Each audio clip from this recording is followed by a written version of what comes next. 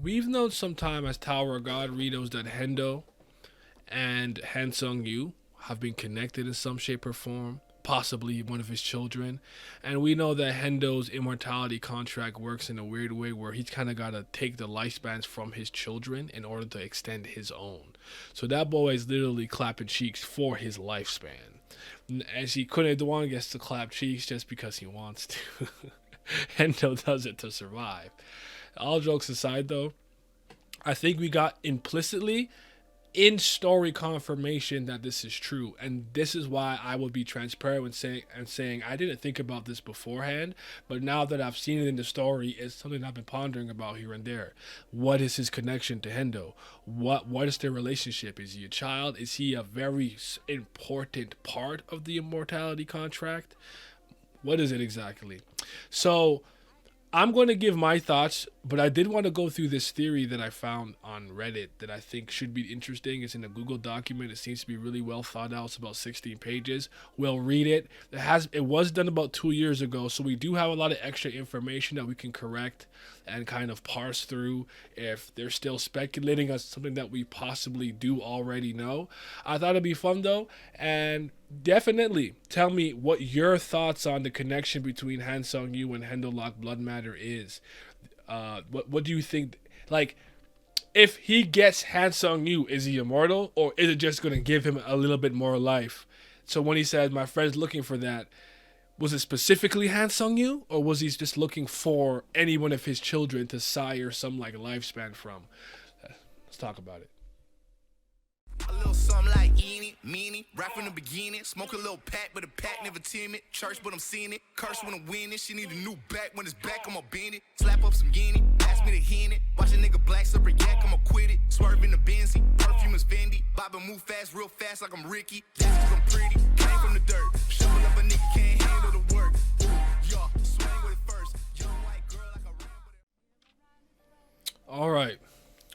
So this theory is by user Azriel-SIU. This is not my work. I am simply reacting and talking about and giving commentary on this theory. It is not mine. I take no credit for it. I have no ill will towards this individual. I do not know them.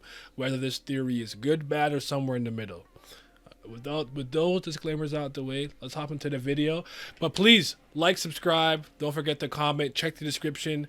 Pledge to the Patreon, hop in my Discord, follow me on Twitter, all of those things. I gotta start saying that shit more often. Okay, so Hansung and his link to Hendo Lok Bloodmadder by user Asriel-SIU. Origin of this theory. Hansung Yu heard about V, Bam, Arlene's prophecy while being a D-rank regular or even before that. Yu Hansung must have had high place connections in the tower to be able to know that story that even Zahard seems to ignore, Arlene's prophecy. Two kinds of connections can be imagined. One is a high-ranking F.U.G member like Loose Like or Hansung Yu who seems to know everything about Bam and his destiny. Two, the great warriors Hendo Lok Bloodmadder. I just have, I guess not a pushback. I don't know if Hodgin Sung understood Bam to that degree. I don't think he was privy to all that information. I think eventually he was, and he got to discover it himself. But I honestly think when it comes to the maybe there's something I'm missing, because I don't know. Hodgin Sung just seemed to just like Viole for Viole. I don't think he was concerned about all those other things, but I'd be shocked if you didn't know now, if you didn't know before. But anyways, your point's still well taken. The Great Warrior Hendo Lok Bloodmadder. The first connection is obvious to webtoon readers. The second is a bit more complicated. The root of this belief lies in SIU's old non-canon lore on Hansung Yu. He is deeply connected to Hansung.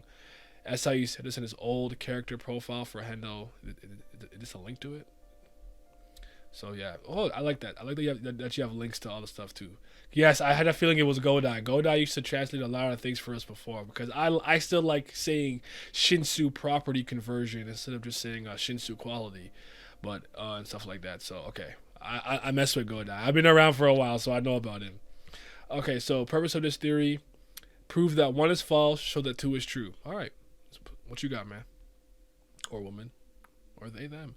Yu Hansung and F.U.G. Yu Hansung, the young ally of justice. The Hidden Floor arc introduces us to the data of regular Yu Hansung. Let's showcase his behavior as a regular. So hear him saying the jihad on the outside has turned his back on justice. I'm sorry about this. I thought of helping you escape as a kind of a game.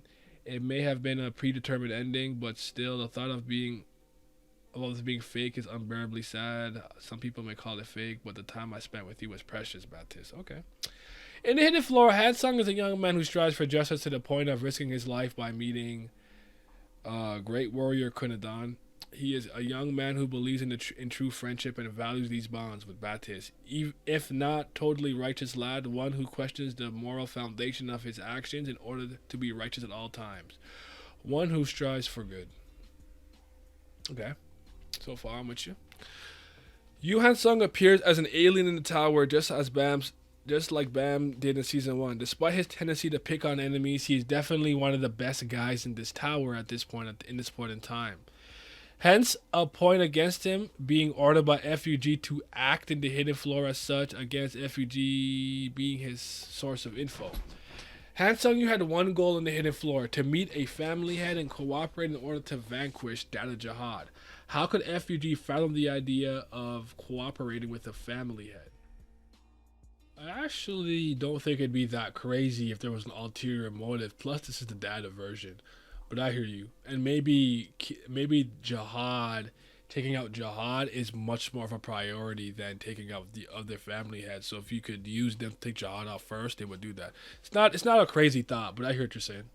The panel right here proves that the person he was searching for was indeed a family head. For a genius like Hansung Yu, only Jihad and his 12 warriors are that hard to find. Long ago, like all of you, I also cleared the train and entered this place. There was someone I really wanted to meet here, but in spite of wandering around the stage for a very long time, I had to leave this place without getting to meet him.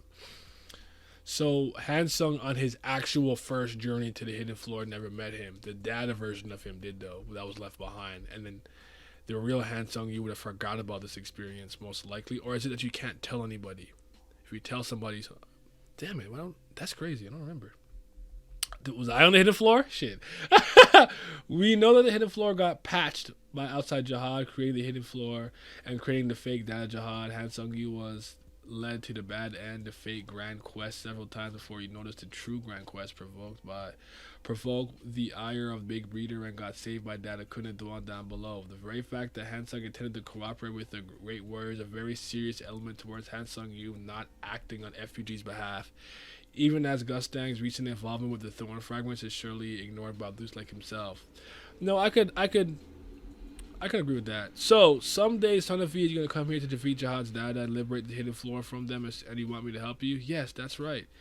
For F.U.G, allying with the Great Warriors against Jihad is heresy. I think that's your interpretation. I actually don't disagree with you. I'm just saying it wouldn't be impractical to team up for a moment with Gustang to take out Traumerei or something if Gustang is gonna act against him. I could see, and Loose Leg has some relationships with some of them. So if he was around them and he was maybe a little more buddy with some of them, and maybe he doesn't necessarily hate them, but it's for the cause, I could see him easing up a little bit. But I don't disagree with what you're saying. If you need more convincing at this point, you're not looking at the question analytically. Oh, wow. Look how F.U.G works. F.U.G manipulates, betrays, assassinates, corrupts. They are the darkest in the tower. They do not act for justice like Dada Hansung Yu in the Hidden Floor. Hansung Yu, the demonic executive. So Hansung Yu could not be affiliated with F.U.G as a regular or before. He was not informed of Arlene's prophecy, but F.U.G already know that one is false. This part is a bit of an interlude hypothesizing about when exactly Hansung Yu joined F.U.G. in chapter 473. Ranker YHS maintains his ally of justice persona against the Jihad Empire. Are you going to slaughter these innocent people again, Evankel? These people are part of the resistance of group that those suffering an unjust ruler appointed by Jihad. How can you kill them? Why? I'm a mercenary. I fight anyone who pays me. How about I kill you too? But you're more powerful than before. That's right. Sometimes even God makes mistakes and gives a murderous psychopath like you greater power than people with noble intentions like me. It's unfair, but it's true. You calling yourself noble is not noble in my opinion, though. I do think that while Hansung Yu was obviously a much more of a nicer figure and not as kind of dark and manipulative, and I do think SIU has changed his personality a bit. I do think Hansung Yu came across as a lot darker, more mysterious, and a little more malicious earlier. I'm not saying that's gone. It just doesn't seem to be the part of this character that SIU is leaning into. Seems with the Data Floor version he wanted, and with introducing him with Evankel, he wanted to change his perception around him a bit as more of a good guy. And I don't think you have to act like this to be a good guy. I think you could be a good guy and still be very like stoic and mysterious and maybe a little secretive. But do I see him as a figure of justice? Honestly, no. I don't see Hansung Yu in that light. I see him as somebody who generally wants change for the greater good, but I don't necessarily see him as this paragon of virtue and justice. I just don't. That's just me, though. So as a ranker, he goes alone from battlefield to battlefield to protect victims from Zahad's regime. But as Evankel notes in this very same chapter, Hansung Yu is not accompanied by F.U.G. The man from hell says, or woman, the only ones worth fighting are those from F.U.G, meaning they're not on this battlefield. This proves that despite his struggle against Jihad Empire, Hansung Yu was not affiliated with F.U.G yet, and the fact that he acted, I agree with that. That makes sense to me. This chapter shows that Hansung Yu might have Evankel several times and failed every time to save anyone. Are you going to slaughter all these innocent people again? Showing the powerlessness of Hansung Yu in front of Evankel. Further proof that Hansung Yu has no backup, no strong backup from F.U.G at least. Against killing victims is not what F.U.G does. F.U.G gets back at the Jihad Empire by being as douchey as the Empire is, by not being allies of justice. They are a crime syndicate. They do not act for justice. This justice that the ranker Hansung Yu disciplinedly pursues noble intentions like me. I see F.U.G more as a revolutionary army in the tower more than I see them as a crime syndicate. I do think that if you are opposing the government, the governing body, the world government, whatever it is you necessarily want to call them, the military and police force and stuff, you are a criminal. Yes. It's the same way like Batman's a vigilante. He's a criminal. Yes. Like, I agree with that. But I don't see them as a crime syndicate. I do think there's a lot of bad people in there. Just like any part of life in any organization. What I would see them more as is like somebody who wants to oppose and overthrow the powers that be, so that people can like live not righteously, but live better and live in a better tower, in a better world. But I'll go along with your line of thinking for the sake of the theory, though. Hansung Yu still thinks of his dream as changing the tower without abusing his power, not turning his back on justice as Jihad did, yet his methods will darken. As sometime later he will join F.U.G, kill the sovereign of the floor ruler test, and act as the deep sea fish of F.U.G and wait for Bam. Test director Hansung Yu seems cynical, nihilistic. He is cruel, ready to deliver every little dirty thing to reach his goal, a far cry from his old self.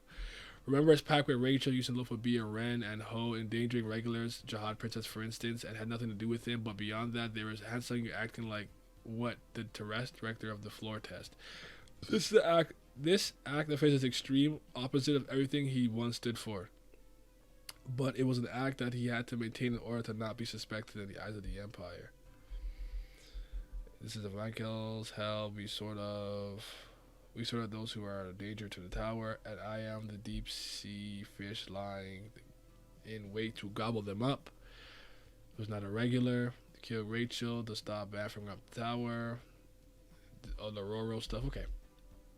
I'm with you. It is important to realize how further apart Hansung Yu's role in the floor of tests compared to his old self, and how low he sank. His methods as test director are cruel, cold, and pitiless. All that with a single objective in mind, getting Bam. You know, at this moment of the story, Hansung Yu belongs to F.U.G, which means that Hansung Yu entered F.U.G between the time of chapter 473 and the beginning of season 1.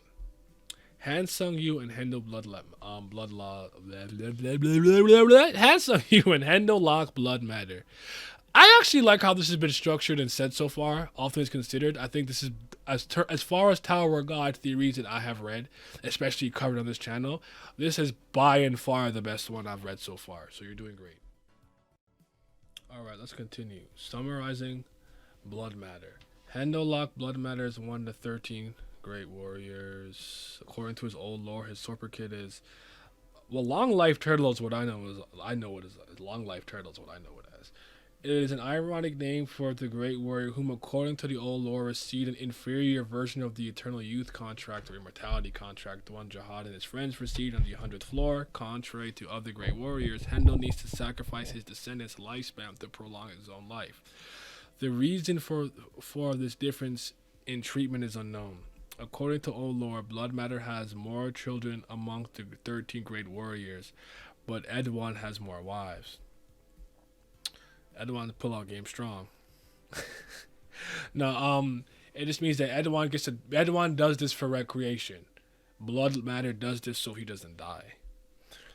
Yet, because of his particular immortality, the Hendo Lok family is the least prestigious and powerful family among the 10. According to Endorsi, the only ranker of this family is Bloodmadder himself. According to the old lore, there are more, but all are adopted and not biological descendants of Bloodmadder. Also, according to the old lore, the family has a strict discipline where Bloodmadder's authority is absolute.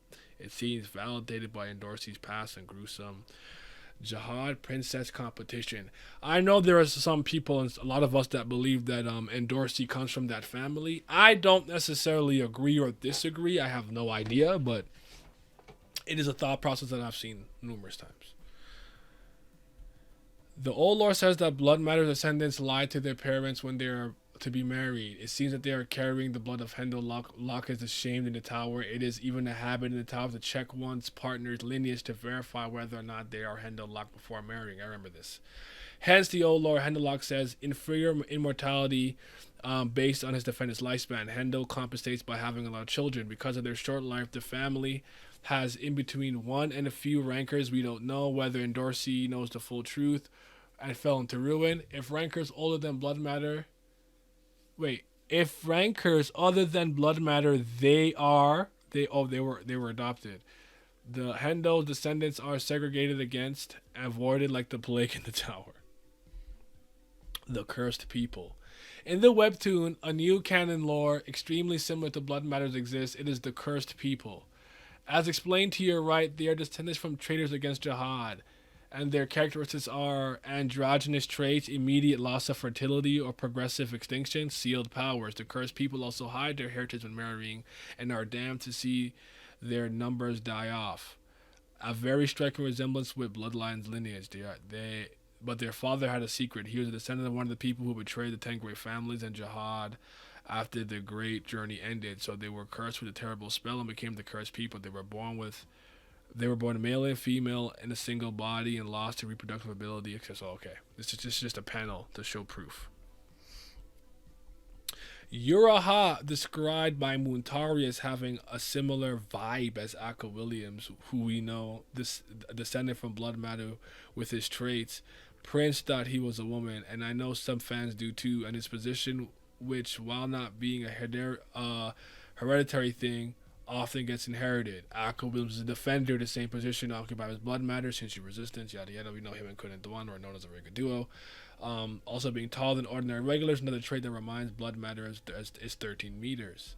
I didn't know that. He's 13 meters tall. I didn't think I knew that. Hence, Uraha shows even more similarities with Bloodmadder's descendants. Her father was a cursed person, and when her mother came back to the middle area to raise Uraha, they were chased because Uraha was a weird child. They were expelled from the Ha family. Finally, Uraha's mother decided to go back to the family to die there, which means the family killed the mother. They consider Uraha and her mother's eyesores. There must have been something wrong with me because they ended up being chased over the family, and miraculously, I became a regular. The cursed people hide their origins before marrying, have androgynous appearances, and are killed with their relatives when found by the Great 10 families.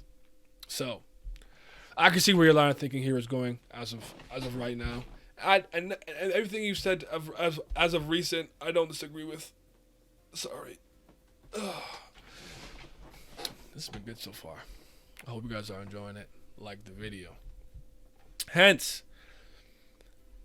this ruined family uses, for whatever reason, adopted daughters to make Jihad princesses. Hence, no Jihad princess of this family descends from the family head, which would normally make said princess even stronger.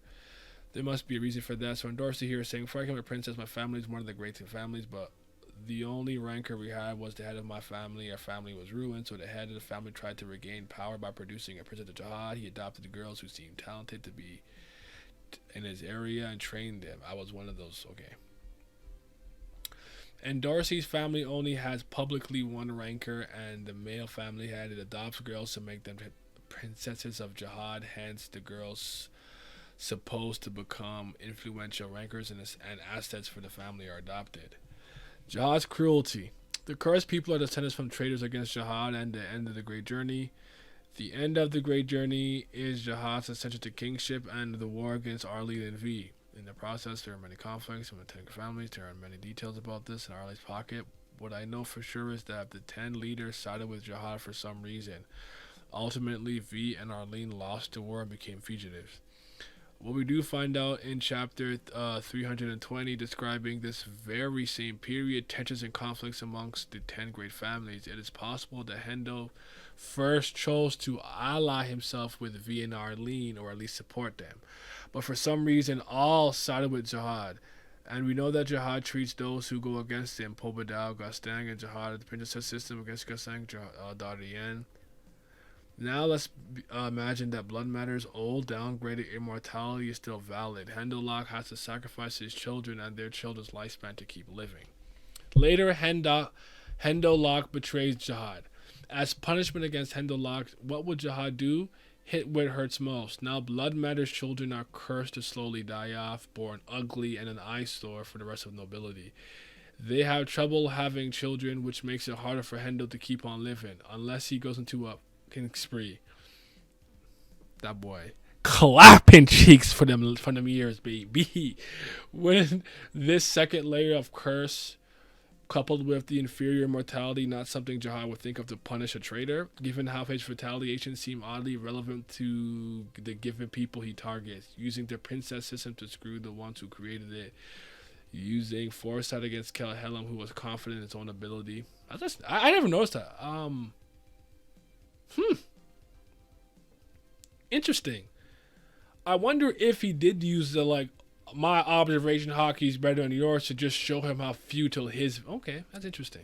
It seems likely that Jihad would rub in the wound like that. Okay, salt in the wound. So Hansung Yu. So 1, Hendo Lok is not a complete immortal. 2, traitor to Jihad. His family will most likely never regain prestige. 3, Hendo Lok might secretly hate Jihad in secret. 4, he knows V and Arlene. He might have been one of the holders of Arlene's pocket, which passed on to Bam. What links does Hansung Yu have to Hendo Lok? Hansung Yu is lightly androgynous, absolutely androgynous. He's a man who is so beautiful, line webtoon's translations alternate between he and she to reinforce the ambiguity, just like with the Vankel. 2, according to SIU, Hansung means limited, and Sung, which has the characteristics of underlining the fact that he might be linked to Hendo as an individual limited lifespan. There's a source there. You guys can check that out. In chapter 71 of the blog post, SIU tells this about Hansung Yu. Hansung Yu is someone who grew to get past disadvantages of bad background. A bad background reminiscing of cursed people, which Hansung Yu might be a part of. Unlike the other rankers, I never imagined I'll live forever, so I'm not scared of dying. But if someone I met before best told me. Further underlying this description, Hansung Yu tells Ivanka what you see to your right, something unusual for rankers according to Ivanka. Hansung Yu struggled to erase his link to Bloodmadder while achieving his goals. That might be what SIU describes as getting past his disadvantage of a bad background. Let's imagine they have a link. They meet before Hansung Yu becomes a regular. We know Bloodmadder rarely invest in his own descendants, C and Dorsey and the Jihad princesses. There should be no reason for Hendo Lok to be invested in Hansung Yu. If he's one of his relatives, however, Hansung Yu is a genius wave controller, someone who refused the Haigh-Ranker title. And we know for a fact that Hansung Yu has indeed shared secrets of the empires. As such, it is highly probable that the one who put this knowledge into a young and naive Hansung Yu is Bloodmadder. He could have been the one great warrior that Hansung Yu was searching for on the hidden floor. Both he and Bloodmadder were unaware that Kuna Dewan would be the only one remaining. Kunadwan saving his life from the big breeder showed that Adwan was against Jihad's antics and created the possibility of an alliance, something Hansung you expected to do on the hidden floor. And then destiny followed its course, and here we are. So that's the end of the theory. Okay.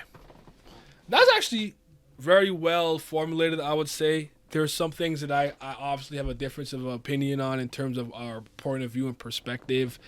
But let me kind of give you my summary and final thoughts here. As far as that theory goes, I thought it was really well done, like I had said a couple of times. I like what you had to say there. I don't think you said anything that's too crazy, too egregious, too like headcanon-y. I just think that we have some differences in the way that we just kind of had analyzed certain things. That all being said, having read that, knowing a little extra stuff, because we do have a little bit more of content since this theory was created, I believe that Hansung Yu is one of Henlok's direct children, the direct descendants. I think he's like his son's son. Not even like a lineage thing. I think he's directly related to him. I like what you said about him overcoming the background thing. I forgot I said you had said something like that.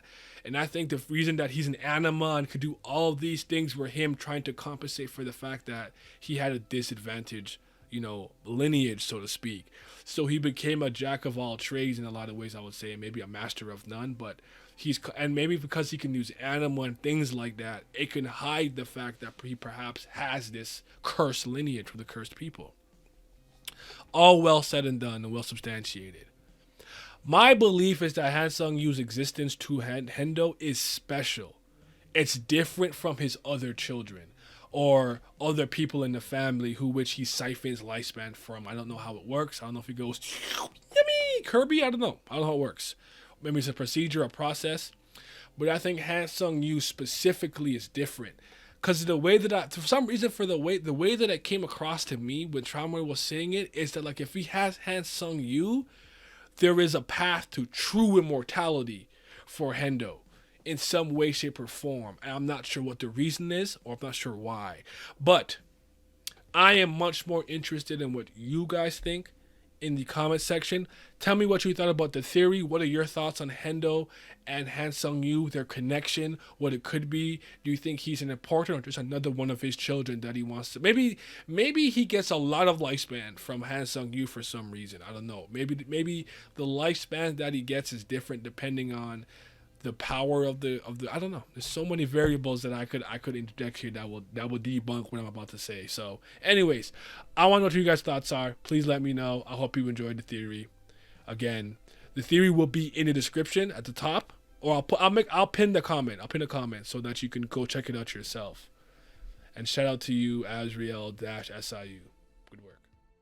Shout out to the Patreon gang, my CBLs, the Priests of Fire, but especially my tier 3 subscribers, the Fifth Zen God. Shout out to Abdel, Brian, Chromizone, Tris, Cayenne, Chris, Miles, Revenant, Scobe, Shot It To Your Body, Simi, and Sunny Kathapali. Your support is greatly appreciated. Thank you.